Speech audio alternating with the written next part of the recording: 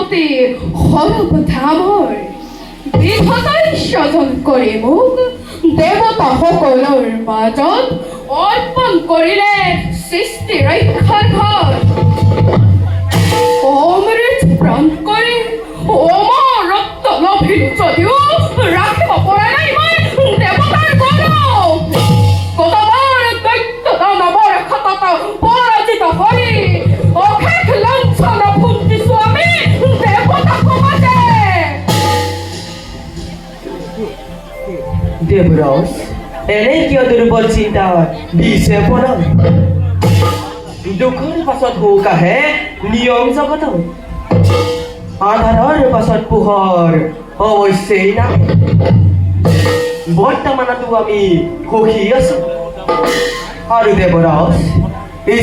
স্থিতিলয়ৰ গৰাকী যিজন সিজনৰ অপাৰ কৰোণা আমাৰ ওচৰত তেনে স্থলত কোনে কৰিব পাৰে অপকাৰী দেৱ সমাজত। দেবরস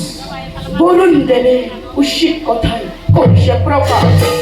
রুদ্র নন্দন কার্তিকময় দেব হেরাবতী যেতিয়াই মোৰ হব প্ৰয়োজন ভয়ৰ ধুমুহা মুৱাই যজ্ঞদল দিন পৰিচয় কত শত দৈত্য দানবৰ শতত হৈ পৰাজিত কতবার আত্মগোপন কৰি আমি দেবতা সমাজে উৰিছিলো অনাই বনাই ভিক্ষাৰী বেগে দেৱৰ অশেষ ধন্য হৈ বাৰে বাৰে দেৱতাৰ কাৰ্যত লগাই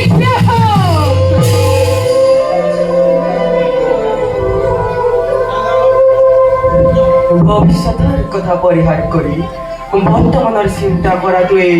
উচিত বুলি মই ভাবো দেৱৰস আৰু দেৱৰস অমৰাৱতীৰ চোৰ দিশে কেৱল আনন্দৰ কিৰণ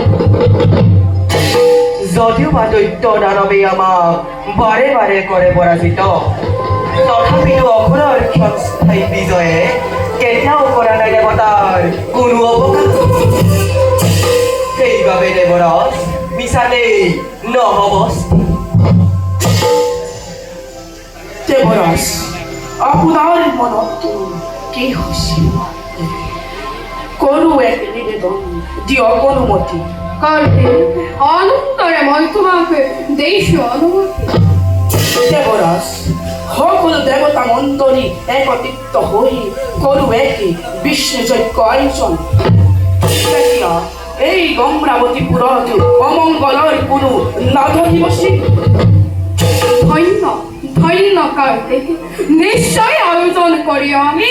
বিষ্ণু যজ্ঞ তার বাবে নকৰিব চিন্তা